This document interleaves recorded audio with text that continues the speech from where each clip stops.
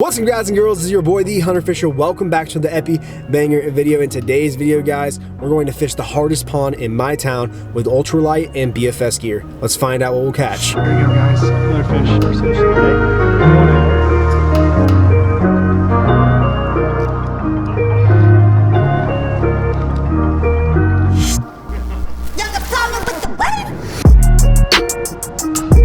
Alright guys, as you guys heard from the intro of this video, we are currently at one of the hardest ponds in my city, I would say. It's a public pond. If you're from Tallahassee, it's a place called Tom Brown. I am going to say the name of the pond because if you don't know what this pond is, you're crazy.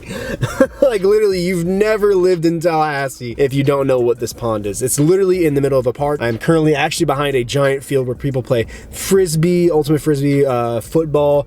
They even, heck, I've seen people practice putting out here. One time it was crazy. I've been fishing here for a while. I've fished a bunch of different ways, but mainly ultralight. It's caught me some unique species out here. I've seen red breast, I've seen red ear sunfish. I've not caught one yet, actually. Fun fact, I've never caught a red ear sunfish. I've caught tons of giant bluegill. I've caught some good bass out here. And most of all, this pond has seen a lot of pressure. People are fishing this pond constantly. There's a huge walkway all the way around it. Heck, I believe back in the day, the only people who could fish it were kids, but now everyone fishes it because it's in the middle of the heart of Tallahassee where I live. It receives a ton of pressure. Even people I know that have been YouTubers, big YouTubers, have even been here and made videos before. It's a very unique pond. It's a very fun pond if you can actually figure out how to catch fish here, but I've seen people live bait fish and caught nothing. In fact, over there right now, I believe I see 4 kids fishing on the other side of this pond. But today is a Sunday. I have about an hour or two just to burn, do some stuff before I have to go back house. I kind of want to go fish. I kind of want to make a video like how I used to, where I used to just get out, catch some fish, make a video and call it that. So today, guys, we'll be fishing with a couple of BFS reels and a spinning reel. I know I never use that, but we're going to see what we can actually catch today. We're gonna be fishing with some ultralight stuff, mainly mule, because for some reason in this pond, mule has really performed well for me. So I'm gonna keep fishing with what works. That's enough talk. Let me put on the GoPro and let's see if we can go catch some gosh darn fish. What the heck?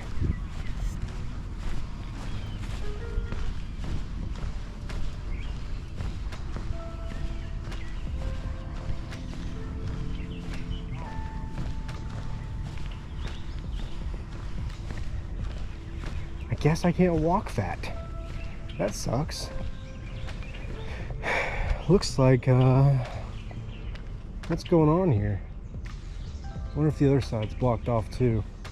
That kind of sucks.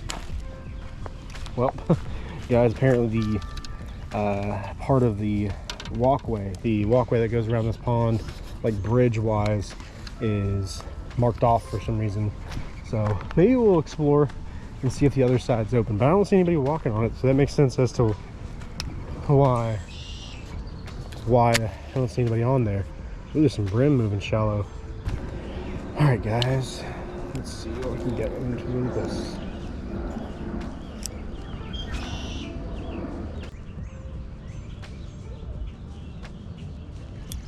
There we go. First fish, guys. Heck yeah. Fish number 1. It's a little bluegill. Very nice. That right there is called a bluegill sunfish because I believe it's like a weird hybrid version of a bluegill, but it has orange on its tail and top fin. So I believe it's like special in a weird way, if that makes sense. So it's more of like a sunfish hybrid than it is really just a bluegill. It's actually a really unique and cool way to identify different fish species.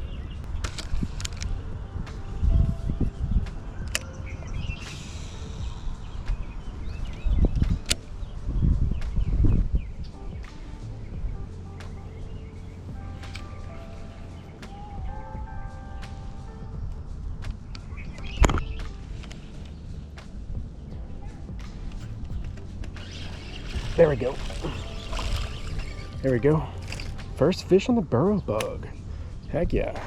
About freaking time, guys. This right here is the burrow bug from Mule Fishing.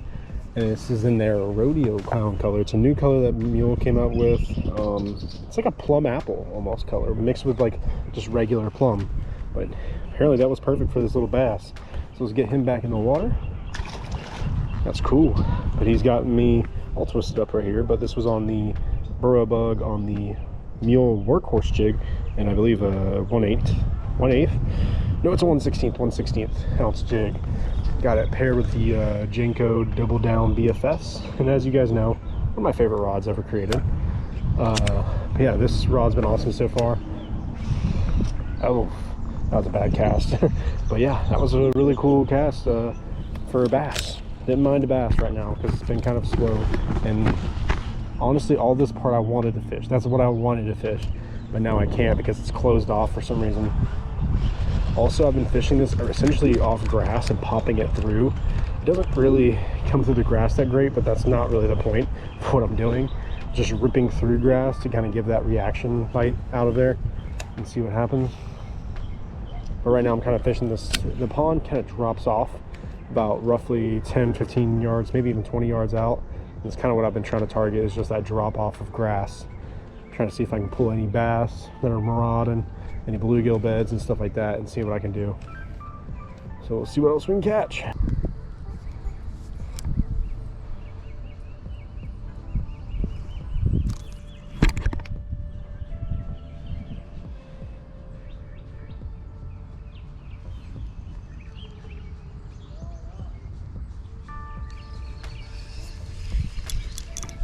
There you go.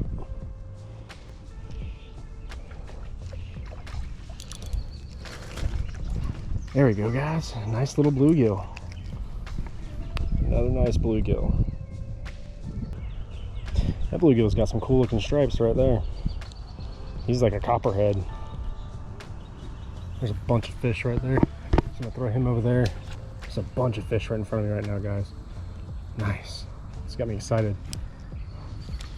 Leave it to freaking mule jigs to always catch fish in pressured ponds like this.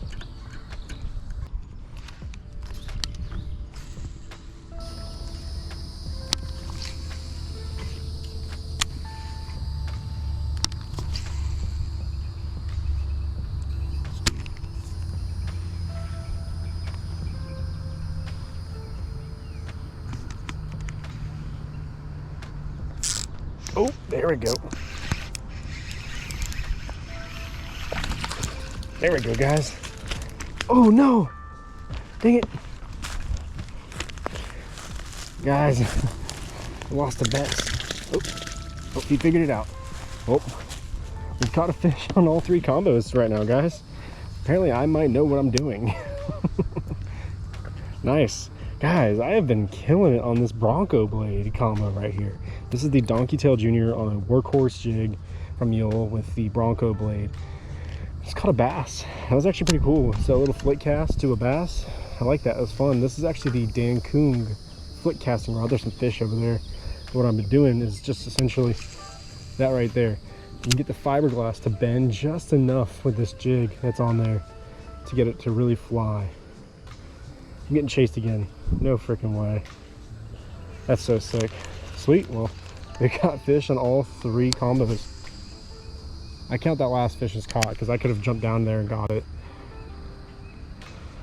Thing hit like a freight train too. All right, guys. What I think we're gonna do is we're gonna go jump that fence over there where there was technically no sign to tell me I wasn't supposed to go over there, and that's how I feel. If there is no sign, tell me that I can't jump that fence, or it's like an enter on your own risk type of deal, I'm going to do that because I'm not stupid. Let's go over there, guys, and check it out. I'm not too worried about the fence. Jeez, guys. So we've been fishing for a little bit now. We're actually getting really close to the time limit I kind of gave myself to fish. So we're kind of getting to that point to where I'm almost wanting to just call it for the day. But I really want to fish a couple more spots before I head out. I kind of did complete, I guess, a secondary goal, and that was, I mean, one goal I always have when I'm out on the water is to prepare every combo and know that every combo can catch fish where I'll be going. And so far today, I kind of did that. I honestly just brought 3 combos that I thought were ready and geared up to catch fish out here at the Tom Brown Lake. And I managed to do that. So far, That's a cool thing. But 3 fish isn't bad. I mean, especially for a lake, that's literally, I mean, guys, I don't even know if you can tell, but there's been people walking around this lake the entire time I've been here.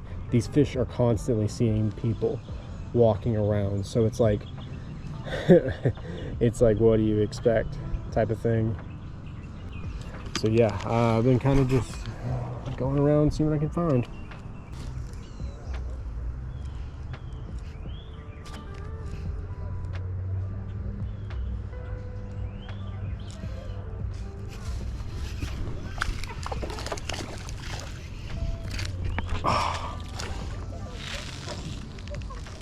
Whatever. That's number 4. All right, folks, we are at 4 fish. I know I've like literally caught and released pretty much 2 of them, but I still count them because I literally probably could have tried harder and got them up. But to be honest, I don't feel like dealing with fish and people all around me at the same time, not being able to talk. I don't like to talk when people are all around me because it feels awkward. But yeah. So we're probably gonna fish for about 15 more minutes as I work my way back to the truck and then call it a day. I believe this is something I would call a successful trip with fishing ultralight and BFS around this little pond. This place is the most pressured place I know of. It's really not taken care of. I mean, it's taken care of considering how many people are constantly here every single day. The trash is managed mostly, but it's still a ton of trash around this pond. So yeah, one day I kind of want to do a cleanup around this place for a video, just because I feel like this place deserves it. I mean, just as many people who can clean up this place. Leaving places better than you found them is really a goal, really, of what I call environmentalism in consideration of fishing. I mean, we are contributing to the downfall of a lot of our waterways, so we might as well do what we can to better the waterways. So I think a cleanup like this really would not be a bad idea. I really wish I could personally host a big waterway cleanup myself for my area for a pond like this, but I don't think there's enough people who follow me to really host something like a waterway cleanup. So it's a goal eventually one day to host a waterway cleanup, because I feel like this place deserves it in a lot of ways. So this place is one heck of a place, and it's always gonna be like one of my favorite places in Tallahassee, because I but I went through college stopping through here and ultralight fishing and having a ton of fun. So I would like to see this place improve health-wise, because it's important to me. I want this place to be around whenever I have kids, personally speaking. I want this place to be still at least a better fishery, in my opinion, for whenever I finally decide to have children and bring them here as well. Because I feel like that's really the best thing about fishing, is being able to share those experiences with others. And that's why I'm sharing it with you today. So yeah, there's my little rant for no reason. We'll get back to fishing, and maybe we'll find a fish here a little bit. Throwing in the towel, folks. It's hot. I got stuff to do, and I'm tired of fishing right now. You ever just get frustrated fishing? It's kind of me right now. Frustrated with it because it's not as good as I would like. That is sketchy. I guess that's why they have this place boarded off. But yeah, guys, I do not condone what I am doing right now, by the way, guys, at my local sketchy fishery, because right now I'm probably doing something I'm not supposed to be doing, because there's a big like board across this walkway right now. So yeah, maybe I'll throw one more cast right there where I started, because obviously that went well. Might as well give it a good old country try. But yeah, I probably don't recommend doing what I've been doing. Fishing past that board. There's caution tape, but there's nothing that says no walking. It just says caution. Probably proceed with caution. So yeah, let's go hit this little fishing spot right here and call it a day. All right, guys, that is the end of the video. I hope you guys enjoyed me just trying to catch a couple of fish at probably the hardest pond in my city. I know that kind of sounds like an over exaggeration in a lot of ways, like YouTuber fishing the hardest pond in my city. I know it sounds like that. It's not that. I'm not being a super obnoxious YouTuber by using clickbait. What I'm doing is I'm being serious. There is a group of 8 kids fishing across this pond right now. I said 4 earlier, now there's 4 more. My point is that this is actually genuinely one of the hardest ponds in my city. Now, I think the sequel to this video is gonna be fishing the hardest lake in my city. The hardest lake is probably going to be a lake that's actually down the road from here. This is definitely the most fished lake because it's quite literally built for fishing where I'm going next. If you guys are from Tallahassee, you guys know exactly what I'm talking about, but it's called Piney Z. So this lake is actually got fingers that are meant for you to essentially walk out on and fish. So what I might do is I might have to go bust out the old bass raider and go drop it in and see what we can find. I love actually fishing the trees out there. It's a lot of fun, but it's such a pain in the butt to drop any type of boat in there because it's just such a haul. I know that you guys are probably bored of me talking about just where I'm gonna fish next, but I'm gonna tell you guys what baits I used. All the baits I used were by Mule Fishing. So if you guys haven't heard of Mule Fishing, it's a brand that really is all about catching as many fish, all kinds of fish, wherever you go. These products are super price friendly. They're also extremely durable. There's even so many different ultralight options that you don't typically see in the market today. If you guys noticed, I caught a fish on what's called the burrow bug from Mule Fishing. That is a crawl imitation that's like 1.8 inches. I'm gonna correct myself if I'm wrong. I believe it's 1.8 inches, and it's a fantastic crawl imitation if you're fishing fishery that's overpressured or just in general for creek fishing. If you guys are targeting smallmouth, trout, different fish like that eat crawls and creeks, this is a perfect option for you. So another product I used was the Bronco blade, which is what's unique about the Bronco blade is Ethan has actually put out a couple of different colors I never thought would work in a beetle spin. So if you guys noticed, I used a chartreuse blade beetle spin, which is beetle spin's a classic lure, but Bronco blade is his swing on it. Essentially, he came out with his own colors, different components that are a little bit higher quality, and I can definitely tell you that Bronco blade has extremely surprised me. I do not have that much luck on beetle spins in my local area, but ever since I've tried the Bronco blade and the specific color I've been using lately, that chartreuse, I have had fantastic luck. Every time I've gone out, I've caught a fish on the Bronco blade. So that is actually really surprising to me, and I will say that I definitely learned something with a product I never thought I'd even try. So I got it, extremely happy with it. So shout out to Ethan being smart on that. And I will say the last thing I did catch fish on was the Donkey Tail Jr., which if you've been around my channel for any amount of time, you know that the Donkey Tail Jr. catches fish. I know a lot of people have actually discovered Mule Fishing off of the videos I've made on the Donkey Tail Jr., and I am so happy that it's done so well for Ethan. So if you guys haven't already, go check out Mule Fishing. If you guys actually want to get a direct link to it, down in the description below, I actually have a direct link on Bait Finesse Empire to the Mule Fishing brand page. If you guys didn't know, on Bait Finesse Empire, you can actually go shop by brand. So if you want to check out Jackson Quan International, Jack Hall, Mule Fishing, and even Owner, there's so many different ways to actually find different brands on Bait Finesse Empire. So go check out Mule Fishing if you want to find out about all those products I just told you about. And I want to say thank you guys for watching the video. This is going to be it. Thank you guys for coming along with me with this amount of time that I had today. I want to say I appreciate you guys from the bottom of my heart. And as always, guys, this is one thing I always tell you guys to remember, and it's that fish theory.